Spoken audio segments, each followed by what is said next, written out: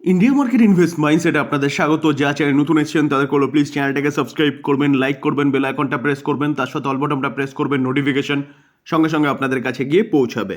Sir, এই ভিডিওতে আমরা কতগুলো ব্রেকিং নিউজ নিয়ে আলোচনা করতে চলেছি। শুধু একটু ধৈর্য সহকারে দেখতে হবে, তাহলে ব্রেকিং নিউজগুলো আপনিও জানতে পারবেন এবং আপনার ইনভেস্টমেন্টের জার্নিতে কিছুটা হয়তো সাহায্য করতে পারে এই নিউজটা। এমএসসিআই এমএসসিআই ফুল ফর্ম কি? দেখুন, এমএসসিআই একটা ইন্ডেক্স, যেটার ফুল ফর্ম হচ্ছে কি Morgan Stanley capital international index.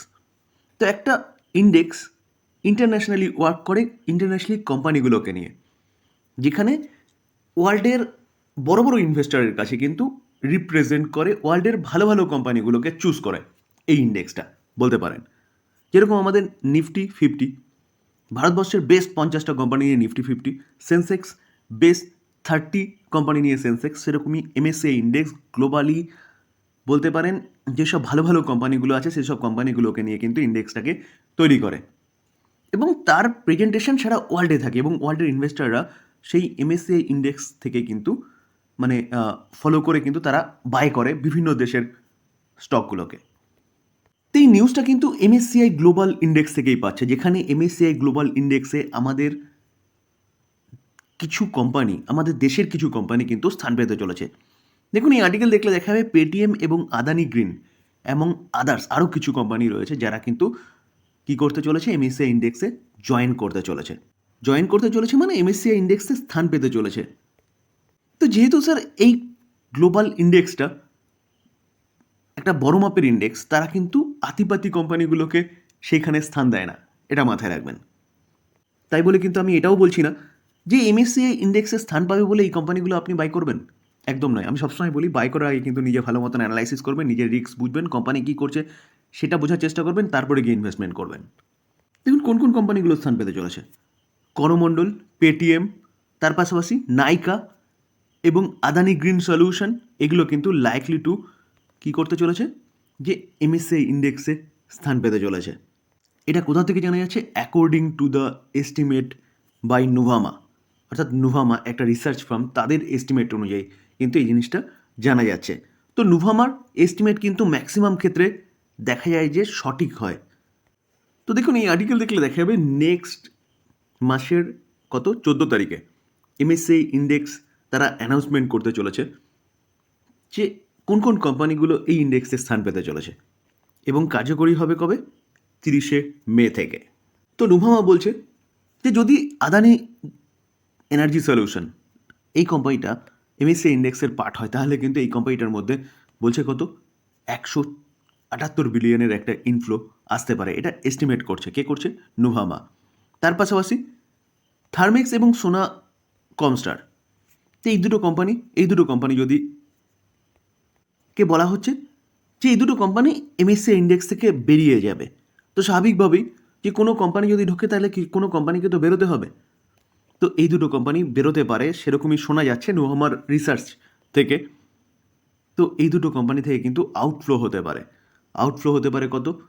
যেখানে থার্মেক্স যে কোম্পানিটা রয়েছে সেখান থেকে 162 মিলিয়ন ডলার আউটফ্লো হতে পারে এবং সোনা কমস্টার সেটাকে থেকে বলছে যে 111 মিলিয়ন ডলারের একটা আউটফ্লো হতে পারে।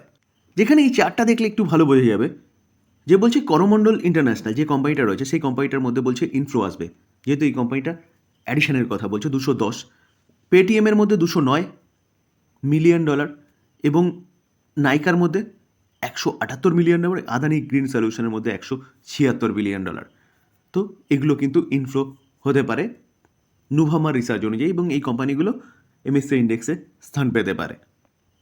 তো স্যার আবারও ছোট্ট করে ডিসক্লেমার দিয়ে রাখি যে এটা কিন্তু নুভামার রিপোর্ট এবং এমএসসিআই গ্লোবাল ইন্ডেক্সে স্থান পেতে পারে, তারা তাদের রিসার্চের মাধ্যমে এটা প্রেজেন্ট করেছে আজকেরই নিউজ।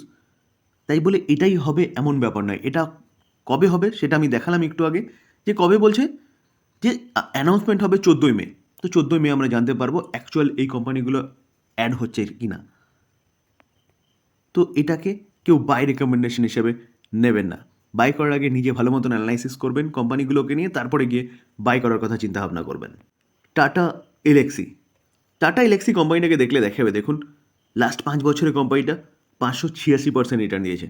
যেখানে কোম্পানিটা 10,000 মতন হাই মেরেছিল, সেখান থেকে কিন্তু এখন ম্যাসিভ ডিসকাউন্টে চলছে এবং কোম্পানিটা চলছে কততে? 4,895। তো এই কোম্পানিটার রেজাল্ট ডিক্লেয়ার করেছে। তো চলুন আমরা একটু রেজাল্টটাকে দেখে নিই। যেখানে মার্চের কোয়ার্টার, ডিসেম্বর কোয়ার্টার এবং 1 বছর আগের মার্চের কোয়ার্টার। আমরা যদি সেলস দেখি তাহলে দেখা যাবে 1 বছর আগে 906 করোড় মতন তারা সেল করেছিল।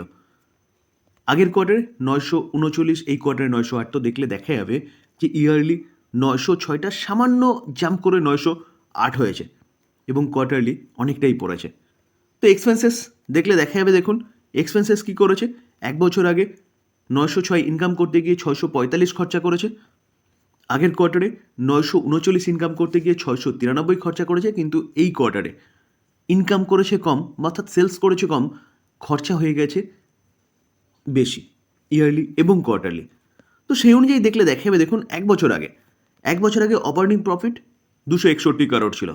আগের কোয়ার্টারে 247, এই কোয়ার্টারে 208। তো দেখলে দেখা যাবে যে প্রফিট, অপারেটিং প্রফিট, সেটা কিন্তু ইয়ারলি এবং কোয়ার্টারলি অনেকটাই পড়ে গেছে।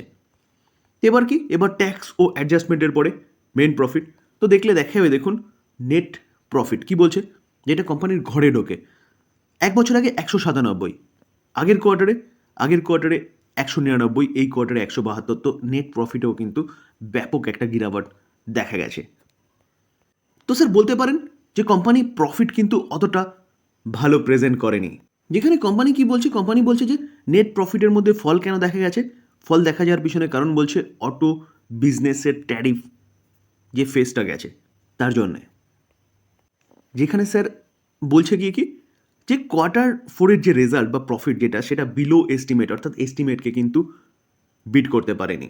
তো অলরেডি কোম্পানিটা পড়ে আছে হাই থেকে অনেকটা 50%-এর ওপরে কিন্তু নিচে পড়ে আছে। তো এই জায়গায় দাঁড়িয়ে এই কোম্পানিটার মধ্যে কি ফার্দার গিরাবট দেখা যাবে, সেটা দেখতে গেলে কিন্তু মন্ডে পর্যন্ত আমাদের অপেক্ষা করতে হবে, কারণ মন্ডেতে মার্কেট ওপেন হবে। তো এখন দেখার বিষয় যে মার্কেট এই রেজাল্টটাই কী হবে না এই কোম্পানিটার ক্ষেত্রে। এইচডিএফসি অ্যাসেট ম্যানেজমেন্ট কোম্পানি, অর্থাৎ মিউচুয়াল ফান্ড ইন্ডাস্ট্রির একটা দিগ্গজ কোম্পানি বলতে পারেন এইচডিএফসি। যেখানে এই কোম্পানিটা লাস্ট ট্রেডিং সেশনে প্রায় 2% মতন একটা ভালো আপসাইড মুভমেন্ট দেখিয়েছে এবং লাস্ট 1 বছরে দেখলে দেখা যাবে কোম্পানিটা 11% মুভমেন্ট দেখিয়েছে। কারণ যেহেতু শেয়ার মার্কেট রিলেটেড বিজনেস, তো লাস্ট 6-7 মাসে গিরাবট দেখা গেছে। তো এই কোম্পানিটার মধ্যেও কিন্তু একটা গিরাবট দেখা যাচ্ছে। আমরা যদি কোম্পানিটার 5 বছর রিটার্ন দেখলে দেখা যাবে কোম্পানিটা 5 বছরে 56% রিটার্ন দিয়েছে। তো এই কোম্পানিটা কিন্তু ইউক্রেন রাশিয়া যুদ্ধের পর থেকে যথেষ্ট ভালো করছিল, কারণ মার্কেট ভালো করছিল। দেখলে দেখা যাবে যে ইউক্রেন রাশিয়া যুদ্ধের পর থেকে কোম্পানিটা কিন্তু 139% রিটার্ন জেনারেট করে দিয়েছে 10ই মার্চ 2023, 17ই এপ্রিল 2025 পর্যন্ত। তো এই কোম্পানিটাও ফিউচার ওরিয়েন্টেড বিজনেস করছে, কারণ আমাদের মার্কেট যদি এখান থেকে আরও ভালো গ্রো হয়, নিফটি সেন্সেক্স আরও ভালো গ্রো করে, তাহলে এই কোম্পানিটাও কিন্তু ভালো করতে হবে, কারণ এই কোম্পানিটারও বিজনেস মার্কেট রিলেটেড। এই কোম্পানিটাও রেজাল্ট ডিক্লেয়ার করেছে। তো চলুন রেজাল্টটা কী করেছে সেটা একটু দেখে নিই। মার্চের কোয়ার্টার, ডিসেম্বর কোয়ার্টার এবং 1 বছর আগের মার্চের কোয়ার্টার দেখলে দেখা যাবে সেলস 1 বছর আগে কত ছিল, 695, আগের কোয়ার্টারে 934, এই কোয়ার্টারে 901। তো 600টা 900 হচ্ছে ইয়ারলি জাম্প করেছে, কিন্তু কোয়ার্টারলি গিরাবট দেখা গেছে। গিরাবট দেখা যাওয়ার দেখার পিছনে কারণ হচ্ছে মার্কেটের পড়া। আমরা যদি খরচা দেখলে দেখা যাবে, দেখুন খরচা 156 করোড়, আগের কোয়ার্টারে 170, এই কোয়ার্টারেও 170। তো যদি প্রফিট দেখি, অপারেটিং প্রফিট দেখলে দেখা যাবে কোম্পানি 1 বছর আগে 539, আগের কোয়ার্টারে 764, এই কোয়ার্টারে 731। তো 500টা অর্থাৎ 539টা কোথায় হয়েছে, 539টা 731 হয়েছে এবং কোয়ার্টারলিও দেখলে দেখা যাবে যে অপারেটিং প্রফিট অনেকটাই পড়েছে। এবার আমরা কি দেখব, এবার হচ্ছে নেট প্রফিট। তো নেট প্রফিট যদি দেখলে দেখা যাবে, দেখুন কোম্পানি 1 বছর আগে 541, আগের কোয়ার্টারে 641, এই কোয়ার্টারে 639। তো ইয়ারলি জাম্প করেছে, কোয়ার্টারলি সামান্য গিরাবট দেখা গেছে। এই গিরাবটের পিছনে কারণ কিন্তু মার্কেটের প্রেশার, সেন্সেক্স নিফটি কন্টিনিউয়াসলি নিচে এসছে, যার জন্য মিউচুয়াল ফান্ডের ইনফ্লো যেটা আসছিল সেটা কিন্তু কিছুটা কমেছে। তার পাশাপাশি কোম্পানিটা 90 রুপিসের একটা ফাইনাল ডিভিডেন্ড ডিক্লেয়ার করেছে। তো এটা কিন্তু একটা ব্যাপক বড় নিউজ এই কোম্পানির জন্য, যেখানে কোম্পানির রেজাল্টও ভালো করেছে এবং তার পাশাপাশি 90 টাকা করে কিন্তু একটা ভালো ডিভিডেন্ড দিয়েছে। যেহেতু ফাইনাল ডিভিডেন্ড, তো শেয়ার হোল্ডারদের অ্যাপ্রুভাল দরকার। শেয়ার হোল্ডারদের অ্যাপ্রুভালের পরেই কিন্তু আমরা রেকর্ড ডেট পাবো এবং রেকর্ড ডেটের আগে বাই করতে হবে, বা রেকর্ড ডেট পর্যন্ত যারা হোল্ড করবেন তারা এই ডিভিডেন্ডের জন্য এলিজিবল হবেন। তো রেজাল্ট মোটামুটি ঠিকঠাক আছে। এখন দেখার বিষয় যে মার্কেট মন্ডেতে কীরকমভাবে রিয়্যাক্ট করে। স্যার আজকের দিনের লেটেস্ট নিউজ, যেখানে ট্রেড ওয়ার কিন্তু চলছে কার কার মধ্যে, চায়না এবং ইউএসের মধ্যে। তো আজকের দিনের যে নিউজ সেই অনুযায়ী জানা যাচ্ছে যে চায়নার রেভিনিউ ফল করতে পারে, ফিজিক্যাল রেভিনিউ 1.1% জানুয়ারি টু মার্চ। তো এই আর্টিকেল দেখলে দেখা যাবে যে চায়নার ফিজিক্যাল রেভিনিউ ডিক্লাইন কত, ফার্স্ট 3 মান্থ 1.1%, যেখানে কিসের জন্য বলছে, স্ট্রং ফ্রম ইউএস ট্যারিফ, যেখানে কতটা বলছে 1.1% ইয়ার অন ইয়ার বেসিস। সেটা দেখলে দেখা যাবে কত, 6.0 ট্রিলিয়ন ইয়ান, বা ডলারে দেখলে দেখা যাবে 821.54 বিলিয়ন ডলার, যেখানে finance minister show on Friday A declaration from 1.6% decline in the first 2 month of 2025। তো এইভাবে চলতে থাকলে কিন্তু ব্যাপক একটা গিরাবাট দেখা যেতে পারে ফিজিক্যাল রেভিনিউতে। তো এটা কিন্তু এখন চায়নার চিন্তার বিষয় হয়ে দাঁড়িয়েছে। কারণ আমি আজকের দিনের ফার্স্ট ভিডিওতে আলোচনা করেছিলাম, যেরকম চায়নার ক্ষতি হবে সেরকম কিন্তু ইউএসেরও ক্ষতি হবে। তো দুটো দেশ চাইবে না নিজেদের ক্ষতি করতে, ট্যারিফের এই যুদ্ধটাকে আরও দীর্ঘায়িত করে। তো সেই জায়গায় দাঁড়িয়ে দুইজন দেশ, অর্থাৎ দুই দেশই কিন্তু চেষ্টা করছে কথাবার্তা শুরু করার, যেখানে ফার্স্ট কে বলবে সেটা নিয়ে প্রবলেম। তো দেখা যাক কী হয়। তো আলটিমেটলি চায়নার যদি এরকম প্রবলেম হয় তাহলে আমাদের ইন্ডিয়ার জন্য ভালো। ইন্ডিয়া সেই জায়গাটাকে হয়তো কিছুটা ক্যাপচার করতে পারবে বিজনেসের দিক দিয়ে।